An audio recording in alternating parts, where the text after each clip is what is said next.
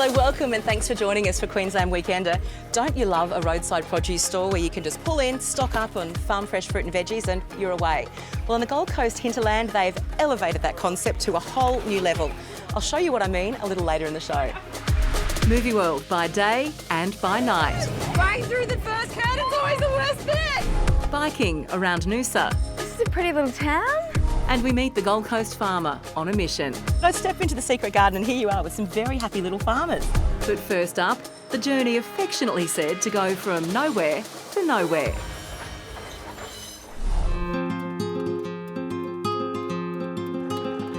The Golflander, also known as the Tin Hare, travels between Normanton and Croydon in far north Queensland.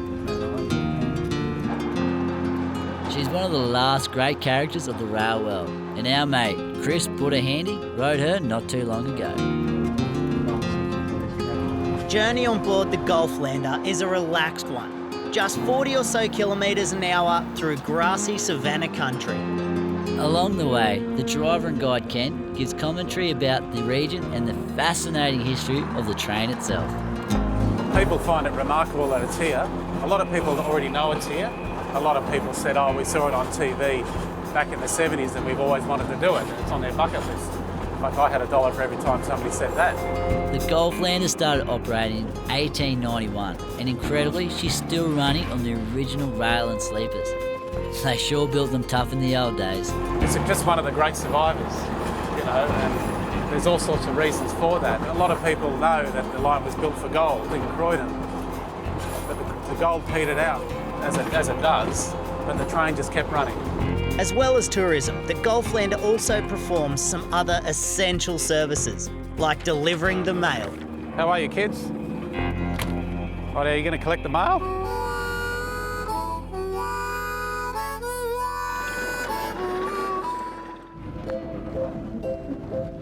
After an hour or two, the train pulls up at Black Bull siding for a bit of morning tea.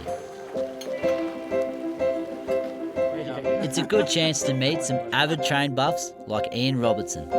I've enjoyed travelling by train, I must say. I've been a lover of trains ever since I was a little kid, and it's obviously beautifully restored or kept in beautiful nick. And of course you can't beat that click, click, click, click, click, click, and a fair bit of rocking backwards and forwards as you go along through the savannah country here. After a 5-hour ride, the train arrives at the end of the line in the town of Croydon.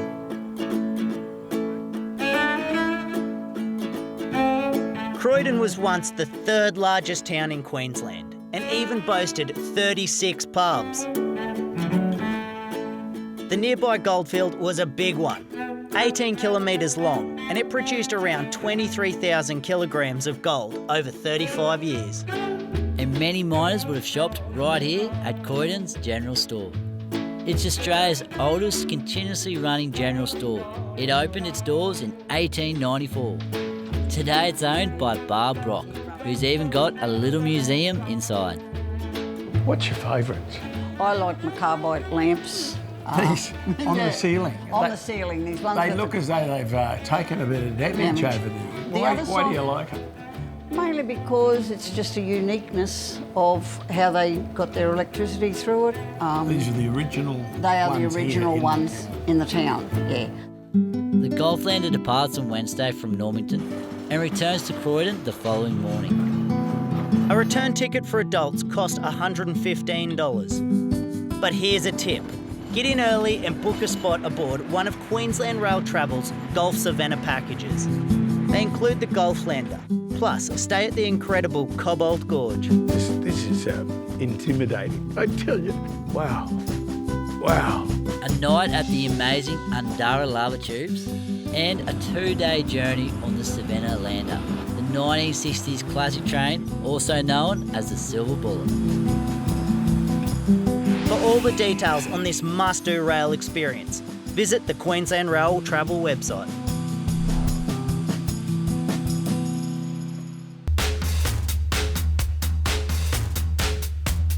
Cycling is a great way to experience the outdoors, but it often involves a bit of hard work and long distances. Well, what if I told you you could explore some stunning areas on 2 wheels with very minimal effort? Sounds like my kind of cycling. Pedal power with the added boost of an electric motor means riders can cover more ground without breaking too much of a sweat. And it's all thanks to Darren Walters, the creator of Ecotech Electric Bike Tours. Well, Darren, they are perfect for older people and people that don't have a high level of fitness because you don't really need to be fit to be on this. That's right, now anyone can do it. So I hadn't ridden a bike for 20 years before I bought one of these, and I love it. I have to ride it every day. Darren offers a range of tours that include a 1-hour tour of Noosa, a 2-hour beach ride along the Noosa North Shore, and today we're embarking on his overnight ride into the hinterland. I love it. I'm never going back to a normal bike, ever. That's right, that's what they... This is me, I'm done now. One lady came on a tour with me to the beach. She did 35 kilometres in a day, and we went on the beach and came back from the beach, up Noosa Hill. She loved it, and she said she's going to remember it for the rest of her life. So it's just good to see that people that wouldn't normally do that should be able to do it. Our journey today is taking us along the Noosa Trail Network. 8 scenic hinterland trails designed for walking, horse riding and mountain biking. It winds through plenty of stunning countryside and charming little towns, like Kinkin. Oh, this is a pretty little town. It certainly is. Kinkin was, in the 1870s, was a timber town, but these days they've got mainly cattle farms, grow their own vegetables and fruit, and a little cafe down here, the Black Ant Cafe, which actually sells all the local food as well. The rest provides a great opportunity to catch up with my fellow riders. So, Patrick, what do you think of the bike ride? Oh, it was absolutely fantastic. It's the first time I've been on an electric bike. I do a lot of riding on a traditional mountain bike. How do you think it compares to stuff you do on a mountain bike compared to what we did today? I think one of the good things is you can go on a ride, get to the destination and not be exhausted. You're not sweaty. It's just really, really easy. You don't have to pack litres of water. It's a more interesting, more fun experience. And Ricky, what about you? Have you ever done the electric bike thing before? I have done a little bit of riding, and I'll never ever ride a normal bike ever again. I don't think I can ever go back. No way. After lunch and after cruising along the prettiest section of the trail I've seen all day, we arrive at the last stop.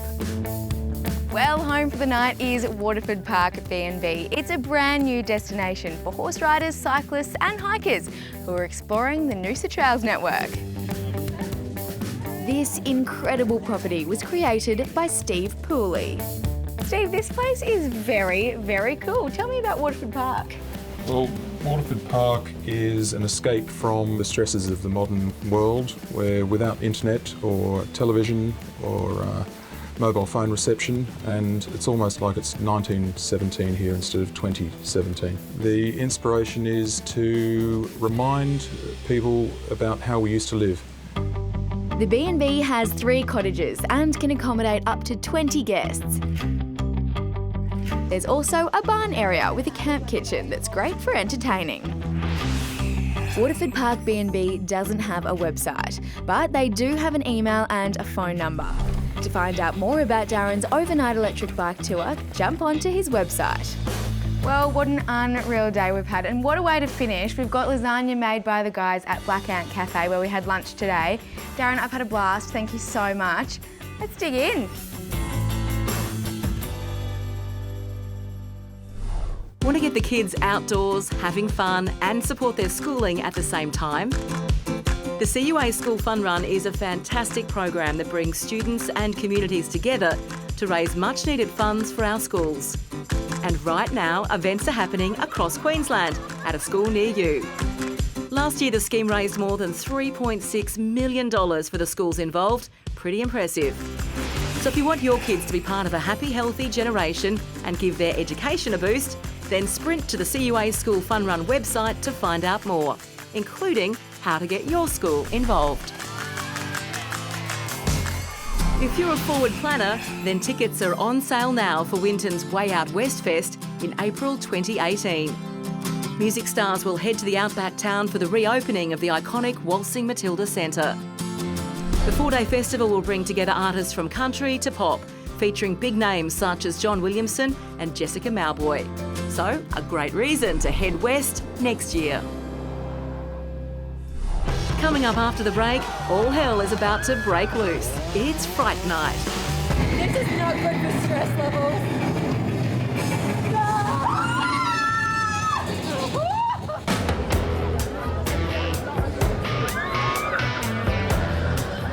A whopping 1 million visitors come to Movie World on the Gold Coast each year. With countless awesome attractions, it's easy to see the appeal. Their most recent edition has some serious bragging rights. It's said to be the tallest, longest and fastest roller coaster in the Southern Hemisphere. Wish me luck.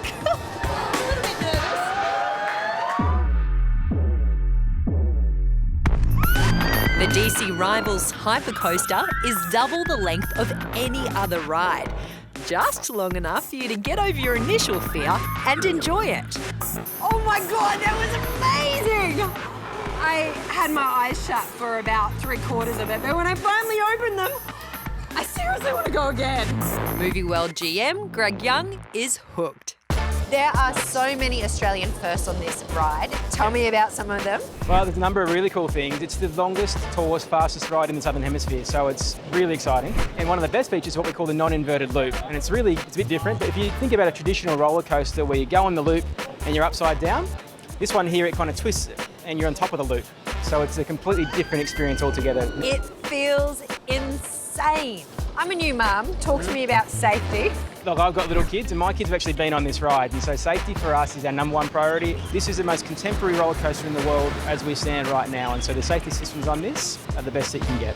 It's also the only ride I can think of where it pays to be at the back of the line. The reverse seats is the first time anywhere in the world's done it, and it is a completely different ride altogether. Riding the front of a roller coaster is a really good experience, but back seat is just completely different, a whole nother level. And in fact, the G-forces in the back seat is a lot different to the front seat ride. Rides like the Hypercoaster give you edge of your seat excitement by day, but come nightfall, supernatural forces rise up, spookier thrills and chills. Where the hell did you come from? Fright Night is not for the faint-hearted. If the thought of zombies and The Walking Dead scares the living daylights out of you, be assured they're only actors. The biggest draw card of the night are the mazes. Jigsaw is one of their newest. Going through the first curtain's always the worst bit. This is not good for stress levels. It's like stepping inside one of your worst nightmares. Having nightmares. They say it takes about 3 minutes to work your way through a maze. Trust me, you feel every tick of the clock right to the scary end. There's 4 mazes on offer, and I think I have it in me for one more.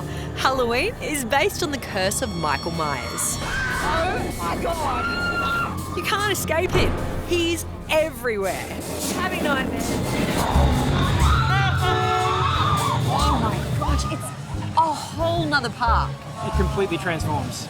2 different worlds, you could say. I think that's one of the amazing things about Fright Nights. It is nothing like anyone has ever seen. It's the biggest Halloween event in Australia. What goes on behind the scenes? Looking around, some of the costumes and makeup I've seen has been phenomenal. It is a massive production, and you know we've got some really, really talented people. And the commitment from your actors, their energy, they just hit you every time. Yeah, well, from the outside in, it looks like it'd be an easy job, but it is so hard because you've got to really mean it and you've got to be on every minute of the night, making sure we have a great experience. It has been a great experience. I will definitely be coming back with some friends for awesome. sure. Fright Nights are held throughout the month of October at Movie World. Be brave and mark it on your calendars for next year. But you can get your thrills on the DC Rival Hypercoaster any day. The upcoming school holidays is a great time to visit. I'm capping off my experience with a seat at the dark magic show called Bloodlust. Nowhere near as scary as Halloween.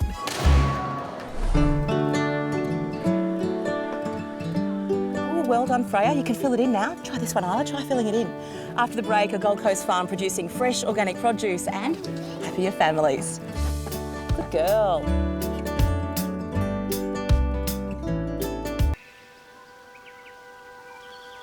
In the southern Gold Coast hinterland, you'll find Tom Yuen Mountain, home to Freeman's Organic Farm.